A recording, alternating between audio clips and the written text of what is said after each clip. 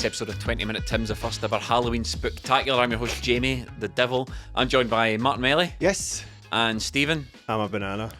Brilliant. Right, okay, right. So we have two tremendous matches to talk about this week, and it was difficult to choose which one to start with. So, Melly, in true referee style, do you want to toss a coin? Tell me if it's heads or tails. I'll let you know. Coin toss? Yep.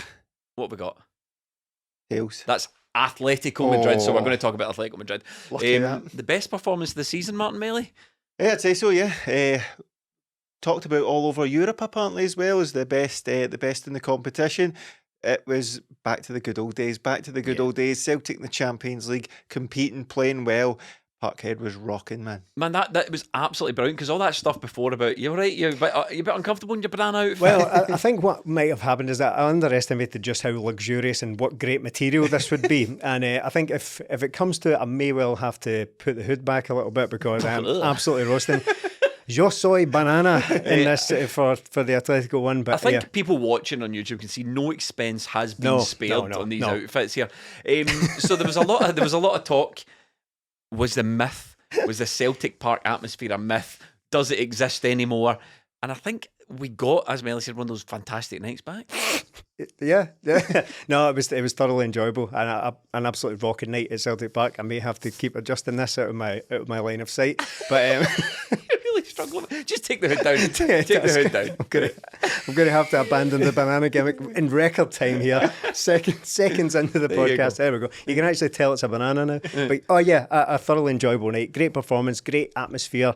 We'd worried about that the last time, but I think the crowd answered those critics, including I think the crowd itself had even become critical of the atmosphere, that it was a wee bit flat in the Lazio game. So I think the questions were finally answered during that, because it was a rocking night, a brilliant performance, and one of the best Champions League games I've been in years, to be honest. One of the best home performances, I think, maybe since Man City all those years ago under Brendan the first time. The thing is, we've never looked out of place in any of these Champions League games. It's just that the result that is lacked, and that was another one where we never looked out of place against the best team in the group, one of the top level teams in the competition. We held our own brilliantly. No, and me and Stephen were discussing it at the match before, that what are we going to see from Celtic? Will we get answers here, or are we going to know anything by the end of it? Do we find out if we're a good team?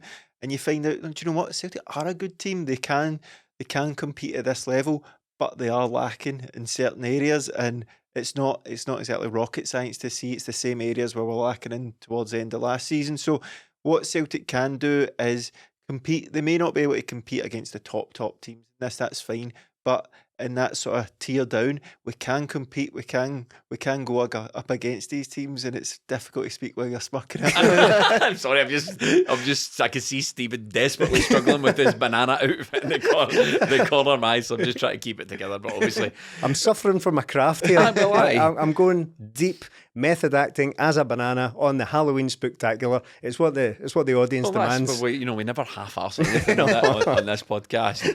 What has it Celtic done differently? How come? I don't want to preempt the Hibs game, but where did they find this step up?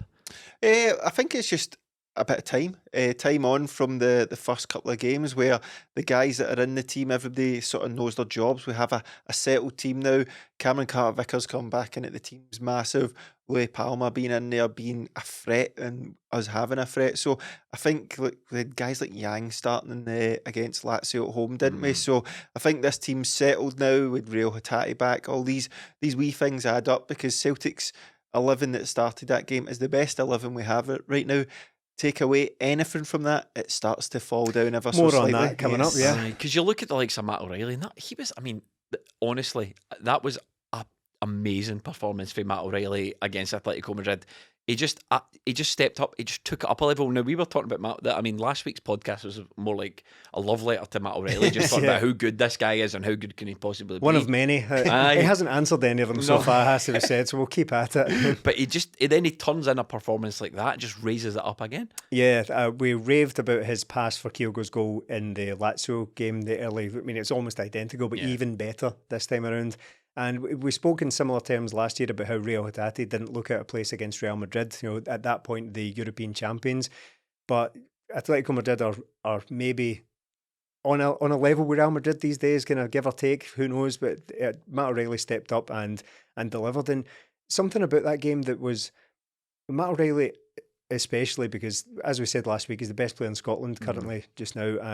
But there was something about that game that I came away really quite happy with it, because there was absolutely nothing about it that was typically Celtic-y in Europe. There was no.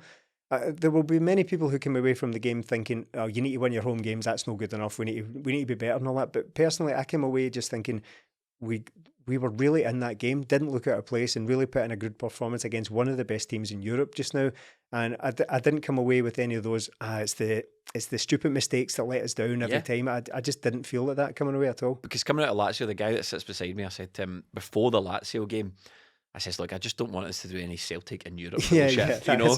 And then the Lazio game happened and there was plenty of Celtic in Europe bullshit. But this game here, absolutely none of it. No. And things seemed to go away, and we were smart with the ball, and we were confident, and we were really on top of things. And how much do you think it is, like the sort of fans and the atmosphere versus the player performance? It's obviously a symbiotic relationship they've got, but you wonder, like, what comes first? Did the players give the fans something to cheer on? Did the players feed off the fans? Because that game, it just seemed like constant. I know when Lazio scored and when the opposition team scored in Europe, there's that lull, isn't there, in the atmosphere, and the fans start to get a wee bit nervous there. But what happened against Atletico Madrid was that roar came back. You know, as soon as they score, the roar that you're used to hearing at Celtic Park, the response for the home side came, and then it just seemed to propel the team on again. That was very noticeable, I thought, at the time. The Lazio game, we didn't really know what to do. Even when Celtic scored, I thought there was a little bit of a lull. Never mind when they got the equaliser. I thought when Celtic scored against Lazio, there was a wee bit of, from the team, I thought there was a wee bit of, we're not really sure what to do here. We're not really sure. I thought they kind of sat off a little bit, invited Lazio back into the game, but it didn't feel like that this time around, because the crowd just started getting right behind the team, and it didn't let up either. It was just a carnival atmosphere for the hoops. I think a right good time. Atletico Madrid are a good team. They've got some really good players in there. Oh, they're brilliant, and it's not until you're sitting there and watching them, because you see Atletico Madrid all the time in Europe, but you don't sometimes. Well, personally, I don't take any notice of them really. I can see they've got really good players, but when they're standing there in front of you and you're looking at Griezmann and like, how's he ended up there? He just ends up in this space all the time. You were saying before, Stephen, never wastes a touch in the game. No, every first touch is killed, and that's what you see in these games. The level goes up, because if the ball flies over to a player, it's dead and he's away. And with Celtic or in Scotland, sometimes it takes that extra touch, but Celtic were on it as well. Celtic were on it, and I think with this game, Celtic are sort of growing into this. The first couple of games, we hadn't really seen great performances from Celtic leading up to them. And now we've kind of found where we are with this team. This team are a good team. They're controlled, they're patient, and they know what they're doing. So the Lazio game, Feyenoord game's a bit of a freak, but the Lazio game maybe came a bit too early.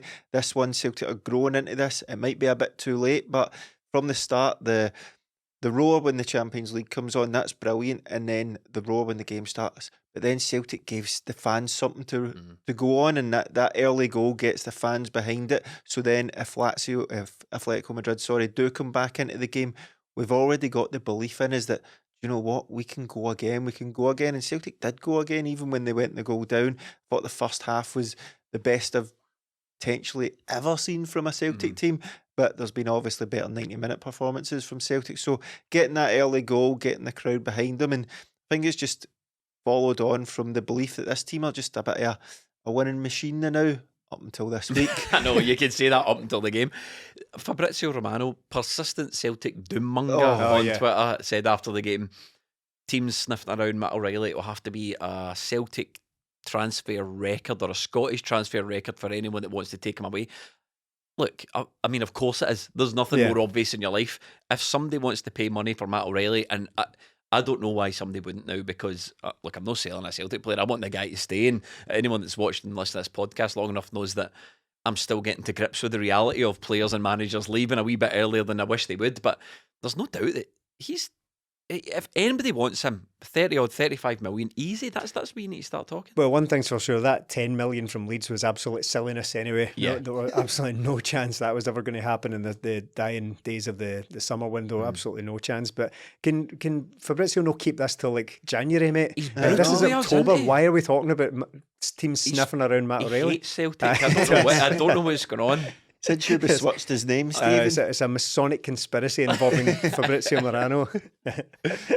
No, it would take something silly. I mean, there are ceilings to players playing in Scotland. I don't think anyone's going to go to 40, 50, 60 million or anything like that. I just don't think that will happen for a number of historical and economic reasons in Scotland. I don't think any team will get above. Just now, anyway, I don't see anyone going above 30 million because I don't think Celtic would be difficult to deal with at that level either. I don't think they're going to hang on and say, well, we want 40 or anything like that. But I don't want to hear about it just now, quite frankly. He's just signed. No, I don't mean from you. I mean from Fabrizio out there. It's October. He's just signed a new contract. Don't want to be hearing about it from the transfer guru of Europe. That's why you're so happy with a contract, because you think, at least we've got him for another year. A couple of days later, he's put in tweets. I know. He's relentless, that guy. I saw he preempted the Ballon d'Or as well. He says, Lionel Messi's going to win the Ballon d'Or at 8 p.m. tomorrow. I'm like, you're the biggest killjoy. It was fun to begin with, but it's not anymore. What makes Matt O'Reilly so good, Melly? Everything now. We've seen him perform magnificently, but now he's taking it on to this level, and it's not a one-off. He was good in the Champions League last season. He's upped his game this season. He's getting goals, and now, I think we said last week about him, what's next for him, and it's maybe a Champions League goal, but look, that might come. But that performance was utterly sensational from him. Again, we're talking about that sort of curling pass he puts in, the wall pass into Kyogo. Like, there was so many easier passes that he could have turned, taken a touch or anything, but the telepathy between the two Tilapia. of them. Yeah, it's very good for you. Nice big fish. Yeah. The telepathy between the two of them was sensational, and we were talking about Kyogo probably cementing the best since Larsson. You start to wonder, who's O'Reilly the best since? Because his performances right now are that good, and when we're looking at him, right, okay, he's won trebles with Celtic, won trophies, scoring goals, he's getting international recognition, performances, man of the match performances in the Champions League. Where do you go after that? We're brought to you today by Manscaped, who's taken a step up from Halloween, oh dear me, to bring your face the cleanest shave it's ever seen. So this season, no need to toil and trouble. Manscaped's all-new Handyman is the best way to get rid of that stubble. Featuring compact design and next-generation skin-safe technology, the Handyman was designed to give you that smooth finish without a mess of a traditional shave.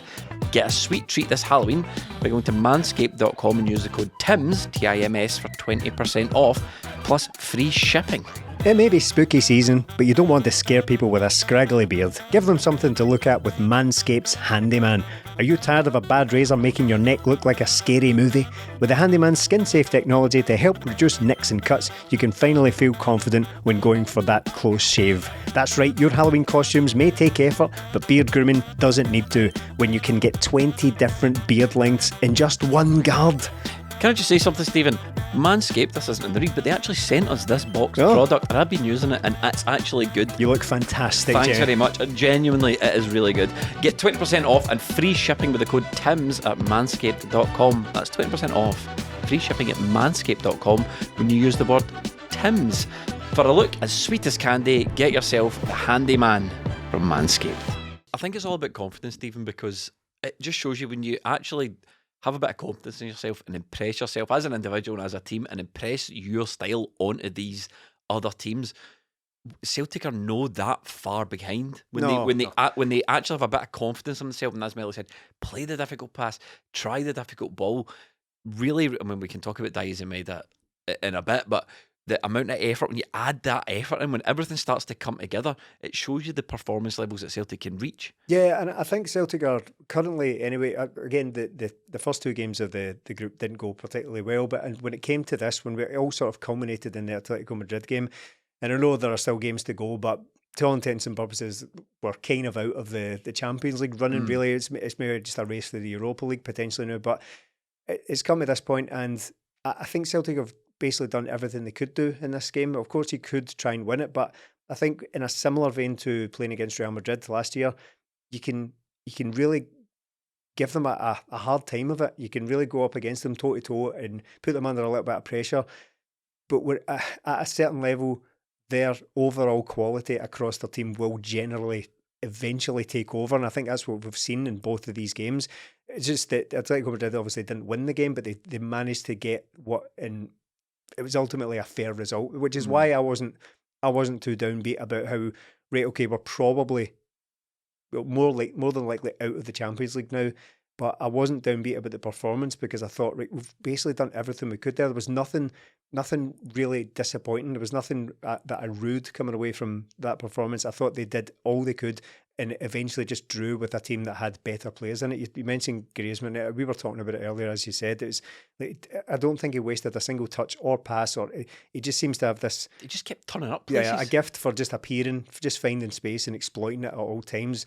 I thought before he gets sent off to Paul was absolutely excellent, and the kind of thing that we would want in a midfielder at that level, just a guy who's just everywhere, just patrolling the midfield and mopping things up. But to go back to Matt O'Reilly for a wee second, I think you're right to say that it's everything. That might sound like we're being a little bit silly and saying that it's everything that's good about him just now, but I think that's accurate with Matt O'Reilly because he doesn't have like an identifiable 10 out of 10 superpower, but he also doesn't really have any weaknesses either. He's basically good at everything. He doesn't have massive amounts of, he doesn't have like electric speed. He's not the most athletic guy across the ground. He's not the most prolific goal scorer until recent weeks. He's not someone you would identify as a breaker up of play, but he's not like a destroyer in there. But he can kind of do everything to a pretty good standard in there. And I think he just seems to be becoming the complete midfielder rather than a guy who stands out in one facet of the game. He's so good that when you're looking across the team, you think, I just wish we had that level. See if Celtic had one or two wee bits more of that level of quality, or even people close to Matt O'Reilly when you drop out of that sort of top level. But another guy who is definitely at that level of quality is Kyogo. There's no doubting anymore, is there? The goal again, the finish. It's a great finish, but it could have been so easily to just miss that. And I know he's a top level striker, but that wee left foot, it just lifts it over the keeper enough. Never in doubt for him, never in doubt. And when you see them do the 1-2, then the next 1-2, just getting in there, takes the touch so he goes across the defender and then the finish into the far corner. Just knew as soon as he touched it, this is going in the back of the net. And he just looks like Champions League striker now. Yeah. There's been doubts over him last season. I just thought he was missing chances. I don't think it was, I'm at a bigger level now. I can't score against these goalkeepers. He was just simply missing chances. He's not doing that this season. He's getting big goals in important games. And again, we keep sort of moving the goalposts for him, and now he's getting the shots into the goals anyway. So it was always to be the best since Larsson, you need to score in the Champions League. He's done that. Now I'm thinking, like, what can you do now? Winning goal in the Champions League game? Is that what we need? A winning European How many of these wee challenges and tests are we going to set up for the guy? Brendan Rodgers will probably be setting them for him as well. That's exactly what I was going to say, because every question we ever ask of Kyogo, he just seems to answer it every single time, because it wasn't so long ago, maybe in the last season or so, where we were talking about how has he got it at Champions League level? Can he even score against Rangers? Can he even do it at that level? Is he just a flat track bully in Scotland? I mean, look at it now, whatever, 8, 10, 12 months on, and he's done all of that and more, scored 5 against Rangers in quick succession. He's now got 2 Champions League goals, and that was always the remaining thing. The remaining thing in the debate over whether he's the best since Larsson. I know we've had that discussion so many times, and it will never truly be over. No one will ever fully agree on it, because everyone has their personal preferences at the end of the day. But that's what we were waiting for. A goal at the undisputed top level to finally just, as Alex Ray would say, it's a real gold star in his feather. So that's yet another gold star to add to Kyogo's many feathers, and he's finally done that. He's got 2 goals in the Champions League now. That's what Dembele, that's what Edward, that's what Hooper were all doing. That those were the final things.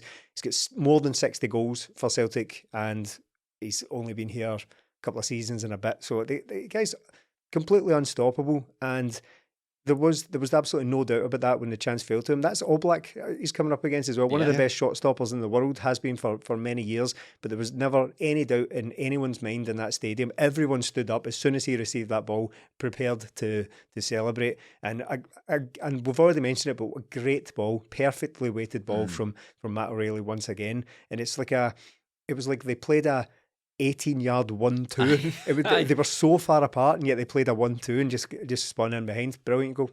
It's just one thing that we've said all along, that the players are out there trying their best, the managers out there trying their best, and Brendan Rodgers had a lot of control of domestic games, but that was another game, Melly, where it just felt like the manager was in control and he was making tactical tweaks as the game went on.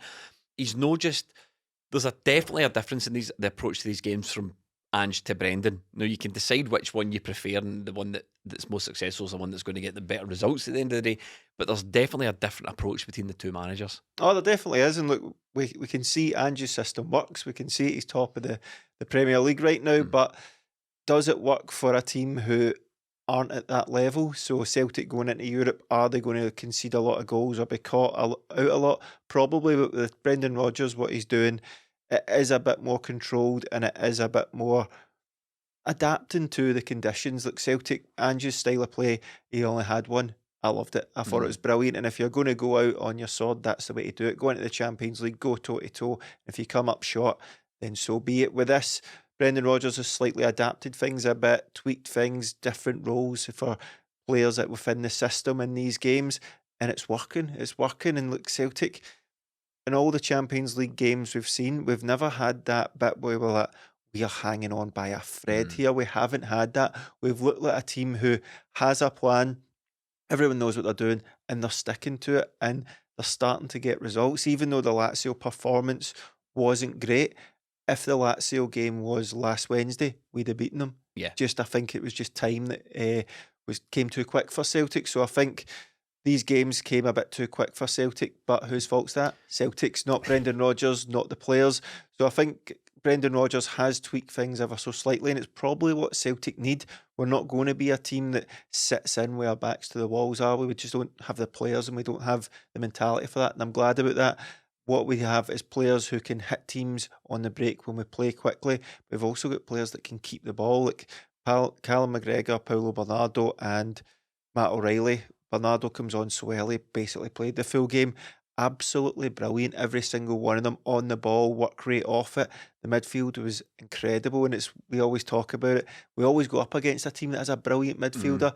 Atletico Madrid went up against a team that had one in Matt O'Reilly and another two in McGregor and Bernardo. Well, I'm glad you said that about how Celtic don't necessarily have the players to achieve anything at that level, right? It really what it will boil down to is individual memorable performances, probably, right? I think the way the Champions League set up these days is not easy for a team like Celtic, and I don't want the debate to become too much about how is Ange's style better or is Brendan's style better for the Champions League, because I don't really think that's going to matter at the end of the day. Well, you've snookered me there, because I was actually going to throw a real grenade in and get a bit of debate on the podcast here, because what I wanted to know was, just to not cut across, but just to preempt what you're about to say, is who's get more points if Ange is the manager and Brendan's does does Ange win that game? I don't think so. Well, I don't know. We'll never know. All I can do just now on that subject is say that it remains to be seen. With 3 games to go, it remains to be seen whether there's any tangible difference to this, what the style brings to Europe. We're not taking any tankings just now, but we don't have any more points just yet. What did we get 2 last year? But it's against different teams, so it's not really a like for like. It's kind of an apples and oranges situation. But what I would say is that I don't think it's necessarily helpful to say that this style is better than Ange's, because ultimately the goal or the end result is probably going to be the same. We're probably just going to go out in the groups. It's about whether you can achieve any small incremental improvements along the way. To me, the Atletico Madrid game was a memorable, really impressive performance. Whether that adds up to actually progression from the group, I don't think it will. But I think that was not enough, but that was something to take away from this group, if anything. Well, hold on, Martin Melly. Just before we cut to you, Ange is top in this group, and I'll tell you why. Because right off Feyenoord, fine, that doesn't matter. I don't think Ange could have done better against Atletico Madrid than Brendan Rodgers did, right? So that's peachy peachy. But I think Ange wins the Lazio game. So I think with Ange in charge, we're doing better off this season. That's no slight on Brendan. Well, it is a slight on Brendan Rodgers, and we'll see how it pans out. But I just think the styles of play and the way the games have panned out, I think Ange Postecoglou's team is probably doing slightly better this year than Brendan Rodgers' team.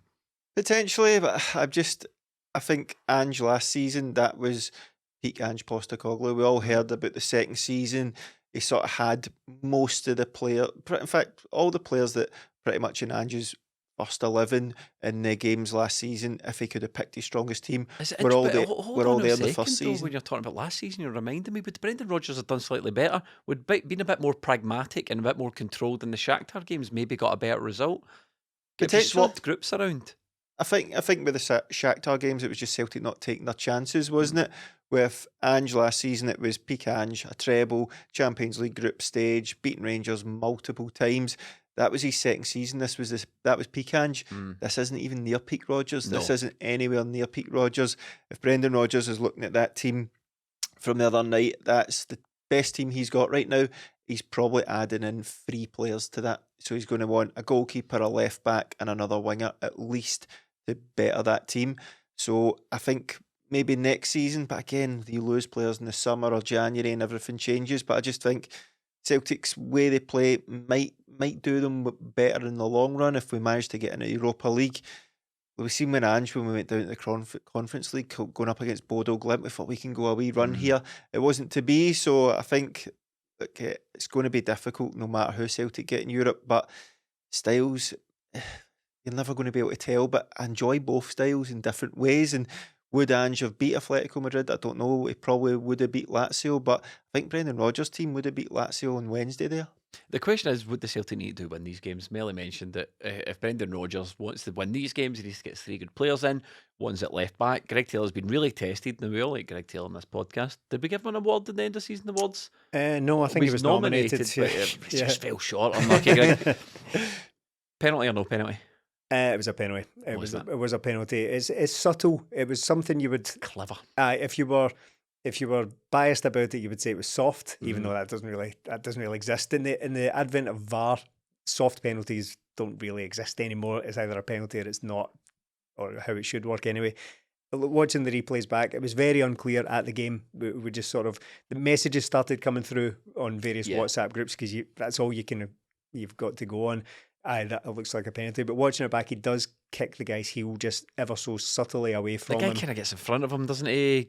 Greg Taylor makes contact. I suppose in some ways it's not very similar, but in that one element, it's quite similar to the Kyogo penalty from last week, I think it was, where the guy just came in and loads of people were losing the run of themselves saying how soft it was and all that, but you watch the replay, it's fairly clear that the guy moved Kyogo's leg in a way that imbalanced him. So I don't really understand. So I think that was similar in a way to that. Yes, it's not heavy contact. It's not like he's swept his legs out from underneath him, but he's done enough to unbalance him, really. I think it was fair enough. But I think that's a good example of the things that we don't do in these games. Another thing I think we need to do to win these games is we kind of need to, just like the performances, we flick a switch in performance and become European mode activated, and then everything sort of gets, we're stronger, we're quicker, we're faster, we're crisper on the ball, we're better at finishing. Everything's like elevated.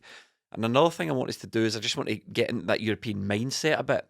I'm not saying dive, I'm not saying cheat, but the dark arts, switch them on, like stuff like getting in front of the defender and then going down. I think that's what that striker did. I don't know necessarily if there's enough contact to take him down, but he's 100% going down. As soon as he feels Greg Taylor near him, he's going down, he's giving the referee a decision to make. Atletico again, surrounding the ref.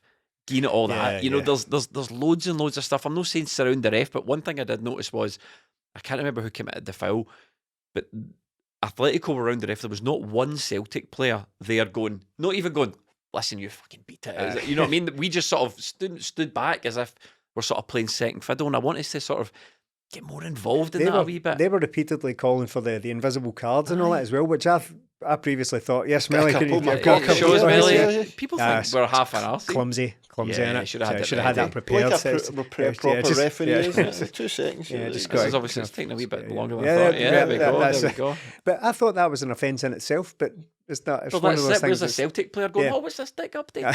There's none of that. We just sort of, we stand back like we kind of don't believe. The problem is, and we're guilty of this as well, is that we want these things for the European game, switch on the European mindset, as you put it there, to paraphrase your other. But the problem is, as soon as these players arrive in this country, we beat it out of them as if it's these heinous crimes they're committing on the pitch. They need to put up with days and days of tabloid hand wringing Well, about that's some. it. Remember Kyogo, the guy at Livingston, grabbed him to the back of the head and he went down. And it was a penalty. Kyogo was labelled a cheat for months off the Yeah, back or something. I can't remember what it was. So it's very difficult for him to be like, oh, I felt a bit of contact there. I should probably go down. Oh no, I'll get triggered one. I'll get flashbacks to that time. Everybody was calling me a cheat for months on end. Couldn't get out of the house.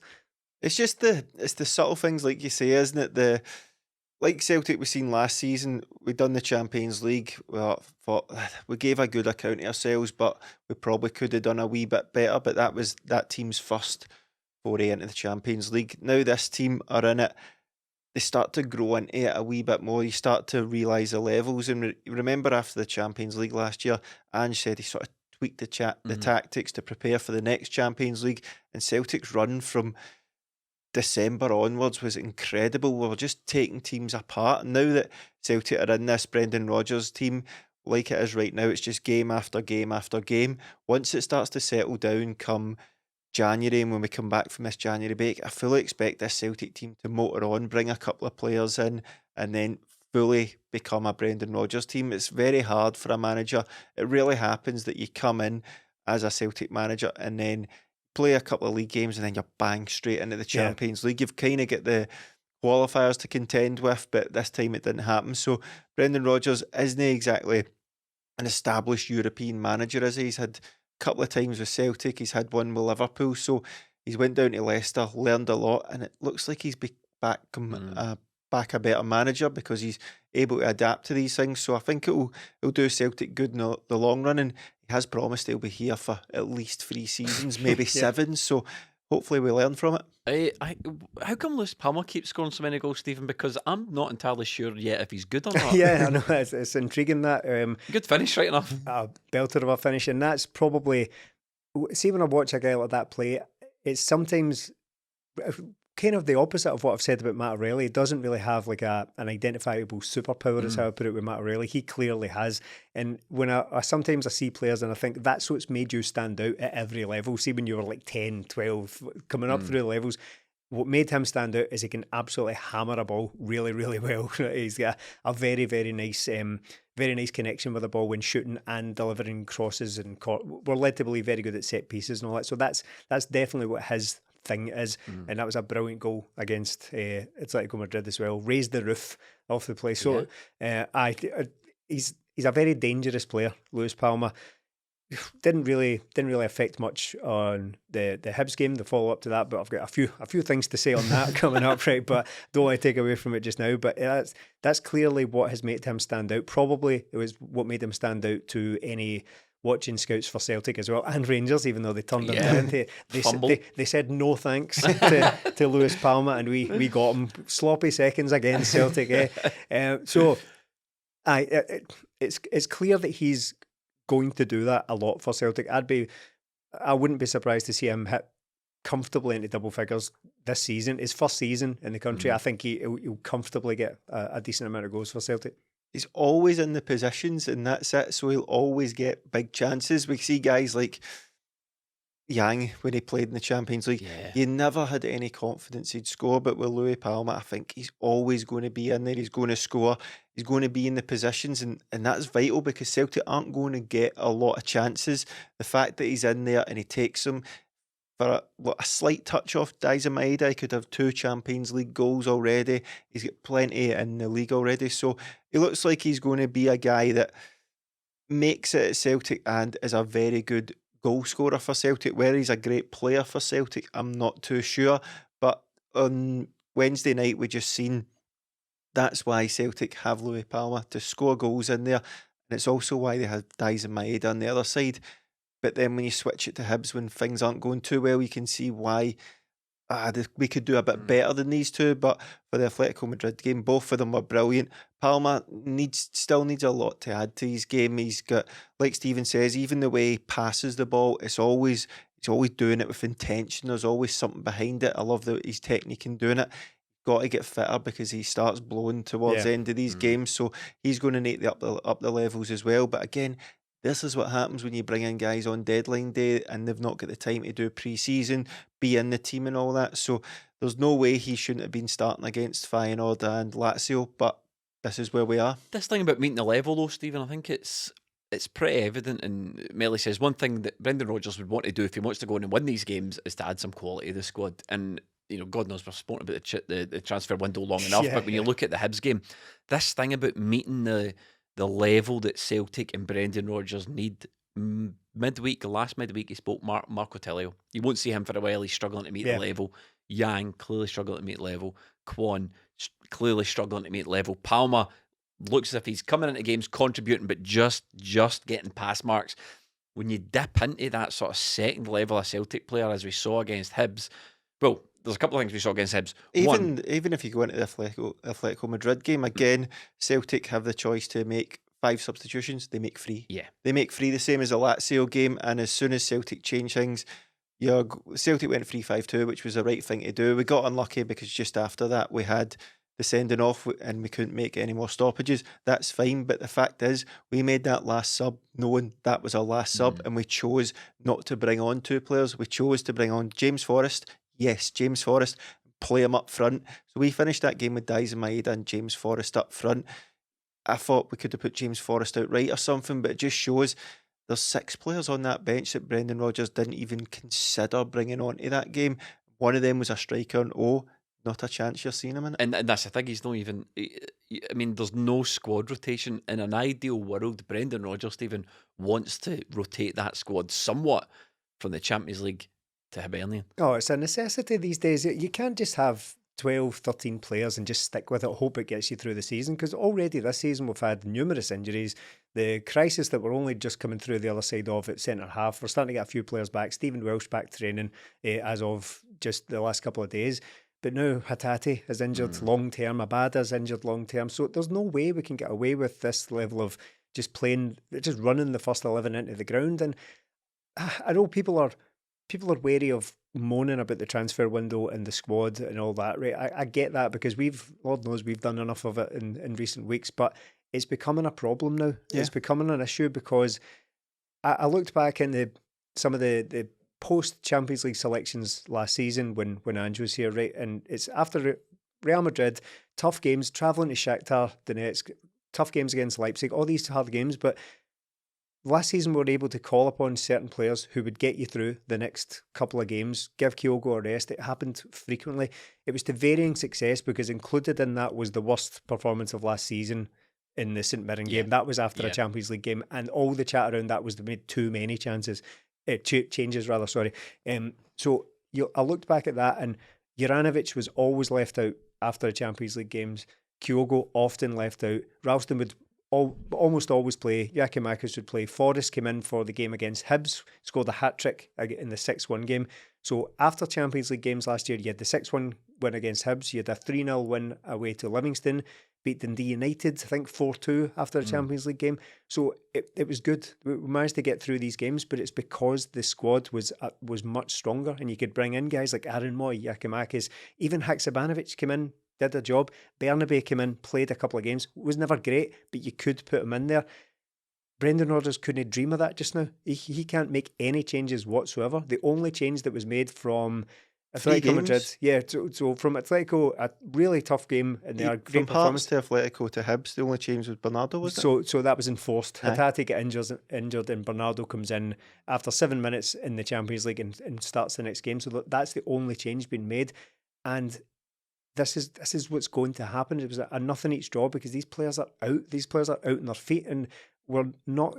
Again, I felt people saying, "Oh, come on, they're professional footballers," but at the same time, they're humans. They're athletes. Plus, yes, but we've seen this play out. You know what I mean? We know it. We know footballers are not lying when we say we play too many games. No. Managers aren't lying when they say they want to rotate their squad. Ange wasn't doing it for the fun of it. And we don't just play players to keep them happy anymore. That's no a thing. No, absolute necessity to have not only backup players but competition for places. It's something I've been talking about for weeks now, and again, it might get a little bit wearying for to hear that the squad's not good enough over and over again. And I know I'm kind of bored of talking about it. I know, but it's becoming an issue, because Celtic are going into these games what looks like completely running on empty. We're at the point now where if you're watching this, thinking that some of these guys are going to break through forget it. No. Kwon is never going to be a Celtic player. Yang is never going to be a Celtic player. O is never going to be a Celtic player. The list goes on and on. The manager can't trust these guys. Mikey Johnson. I mean, I don't really know what he did. Okay against Hibs, but he's been here such a long. Last time Mikey Johnson scored for us was a full month before the first ever case of COVID in the UK. That's how long ago we're talking about. James Forrest, he's done. James Forrest is playing out of pure necessity. McCarthy, there's just so many players in this squad now where we could have been kind to them, but we're at Halloween. God, look at us, we're dressed for it. We're at Halloween now, and these guys are not trusted to contribute. So I think you can safely say they're never going to make it. You may as well. January's coming up. January just around the corner. You could get rid of 8. You can easily get rid of 8. At least. In fact, you could easily get rid of 8. We need to get rid of 8. We need to cut Kobayashi. There's another one. We need to cut these guys loose. We need to free up the wages, and we need to spend the money on the players the manager actually wants. And I know people, like you say, we do get the odd comment, the transfer window, they give these guys a chance. They've had it. They've had their chance as far as I'm concerned. They can't be trusted. You make a good point there, because that is the chance that, as we've said, that it happened frequently last season. Changes were made for games after the Champions League. I invite anyone to go back and look at how many changes were made after Champions League games, and we still managed to win games aside from that St Mirren game. So if these guys, I know that a common fight back against this idea is that you can't get quality to come and sit on the bench. The quality isn't going to want to come and be a sub. But if you can't be trusted to come in and just take the pressure off after a Champions League game, what are you there for at all? It's just, you're of absolutely no use. And that's the second nothing each draw we've had this season. Not a big deal in and of itself, but over the previous 2 seasons, so Ange's entire time, we had 3 nothing each draws over 2 seasons. We've had 2 this season so far, and it's because the players have just looked short on energy and short of ideas after grueling games.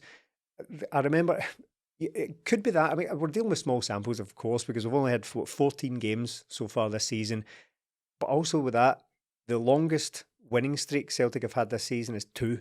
2 games is the most we've won in a row, and that doesn't look like changing anytime soon, because we've got away at Atletico quite soon. So there was a time in Brendan's second season, first time around, where we drew a lot of games. So I suppose an argument could be made that maybe this style brings with it a greater risk that we could draw. We talk about control all the time. Sometimes with that lack of creativity that we're currently seeing, we might get a lot of draws. There was 5 nothing each draws in Brendan's second season. So I don't want to see a return to that, because people are quite impatient with that. Well, let me play my own advocate here, right, when I say this. If Celtic had better players, right, James Forrest isn't missing that sitter. O's no making that absolute Horlicks of that header. And this is, people will say, these guys are young, you need to give them a chance. No, we don't. Celtic don't need to give them a chance. There's plenty of other young players out there who are better than the ones we've got. You don't just keep them because they're young and hope they turn into something. And I know people think, I might be being a bit harsh, and we've written off players before. I mean, God knows I've got a long history of writing off players. Sometimes Liam it works. Scales is one of them. Well, we did write off Liam Scales, and we have got a friend of the podcast who loves to remind me frequently that Liam Scales has made it. Congratulations. Liam Scales has sort of broken out the mould, and you can't deny that Liam Scales has done well. Brendan Rodgers called Liam Scales one of the biggest surprises of his career. So congratulations if you saw that one before Brendan Rodgers. That's all, that's all I can say. But the rest of these guys, I just... can he buy a goal now? No. And when you look at the team finishing the game at Easter Road, Joe Hart, you could probably get a better player, couldn't you? Greg Taylor, we wanted a better left back. Liam Scales has been brilliant, but if you had said last season Liam Scales will be starting, you've got Ralston there, could probably get a better player, even though it breaks my heart. And then you've got Turnbull, Mikey Johnson, and James Forrest behind O. Come on, what has happened here? These 3 guys behind the striker weren't getting a sniff of the Celtic team last season, absolutely nowhere near. We're bringing them on to try and get us into win us a game. I feel sorry for the guy, but not as much as I feel sorry for Mikey Johnson. What does this say for Yang that a guy... I feel sorry for us watching it. I know that with Mikey Johnson, but why has it come to this? Why is it you're looking at Celtic and you're going, right, if we get an injury at goalkeeper, left back, right back, midfield or winger or striker, we're going to struggle. So that's 5 or 6 positions. If we get an injury in there, you already seen with Hattati come out, the creativity's dropped dramatically because 1 player's out. If we start to lose 2 or 3 players in this team, we've seen when Joe Hart went out, we get away with it for a game, but Scott Bain's not going to be good long term. Goalkeeper's a bit different, but we cannot go the full season of playing Greg Taylor at left back. We cannot do that. It's not fair on him. He's had two poor games this week, but Burnaby's not even in the squads. No, not in hasn't squads. been since Rangers, I'm pretty No, sure. Yang is one of three subs, three wingers on the bench. Didn't get near the pitch at the weekend, and Mikey Johnson, come on, just sums it all up, doesn't it? Mikey Johnson and James Forrest. What are we looking at? 3 years since these guys seriously contributed to Celtic. James Forrest, again, I'm sick of the hide and seekness from him. He's just hide and seekness. I know. Halloween is tonight and tomorrow. It's not on a Saturday afternoon against Hibs when you're playing Casper the Friendly Ghost. He rescued it there. Yeah. Could you tell you didn't know where you were going with that when you began? You thought, shit, Halloween hide and seek, they don't match up, but you got it in the If end. you've mate. seen the hamster go round in my head, I saw it in your face, steam coming out your ears. But there was so many times where Ralston's going down the right hand side and James Forrest moved himself inside, taking away any sort of width from Celtic. Mikey Johnson on the other side comes on and his first shot goes out for a shy. He passes back from a throw in and it goes back out. You're like, what is going to happen here? But to be fair to Mikey Johnson, he kept at it. He took players on. He was Celtic's outlet and he was the only guy really trying to make things happen. He was taking on shots. He was trying, but it's not going to happen for him. It's not going to happen for him at Celtic.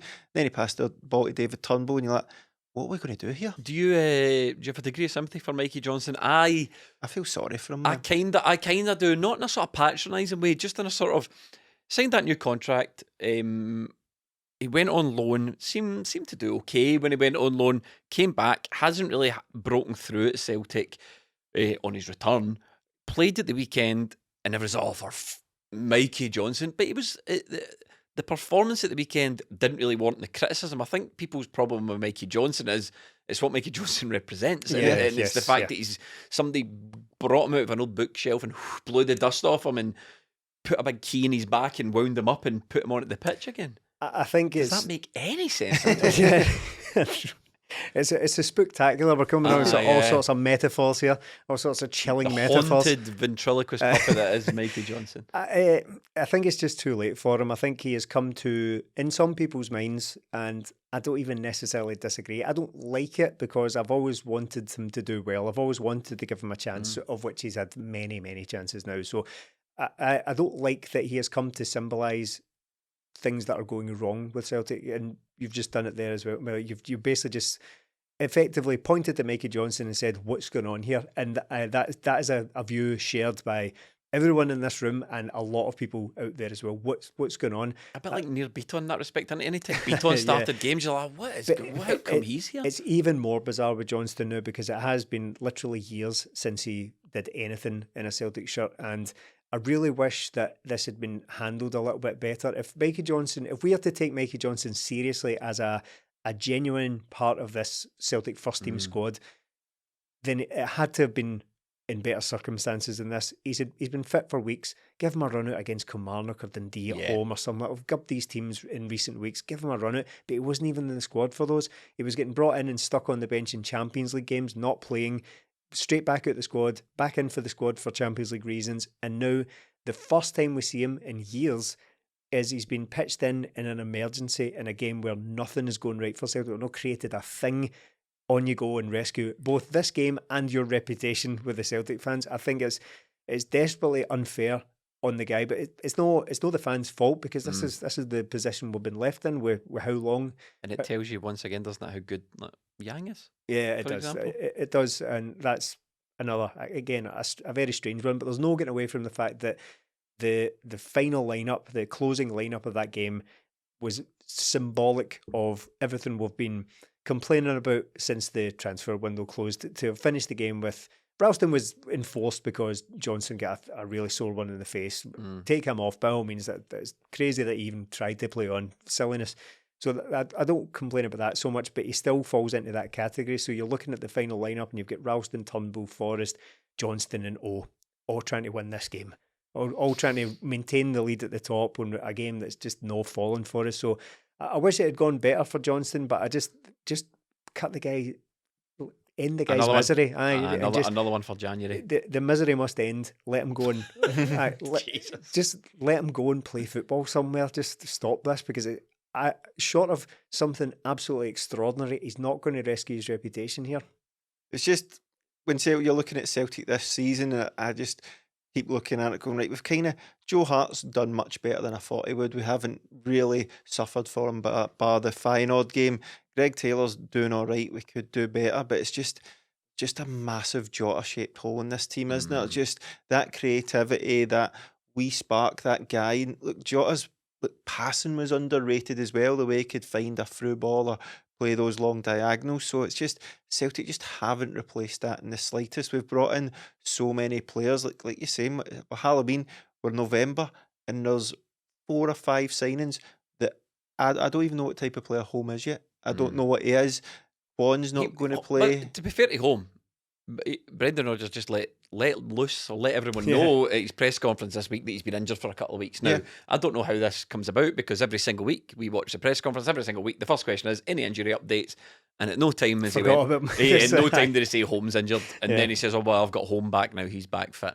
Yeah, look, he might go on to be a good player, but we bring these guys in to make a big change in the Champions League. This is what Celtic are meant to be gearing towards. But when you look at the recruitment, when you look at the squad, we're not a Champions League squad in the slightest. And while Jota left and all that, it's just shows that when you get a player like that, you need to really treasure them, don't you? You need to just enjoy it. But there is absolutely no way that Celtic shouldn't have even get near a replacement for him. It's abysmal that Celtic couldn't get somebody out wide that can take players on, do things, and that we're relying on guys that were good in 2020. And I think the manager knows that. I think that was a bit of a sign. I think that everyone behind the scenes will know it. The noises that you sort of hear is that Celtic are gearing up for a bit of a bigger January. They can better. they kind of got everything wrong. But on that bombshell, Millie, you're the ref. Do you want to blow for full time? Not directly down the microphone, otherwise Stephen will crack up. That was really, really pathetic, wasn't it? That was such a terrible whistle, man. Anyway, just like the Hibs game, pathetic. And on that bombshell, we will wrap up. Thank you so much for watching and listening. I'm a banana.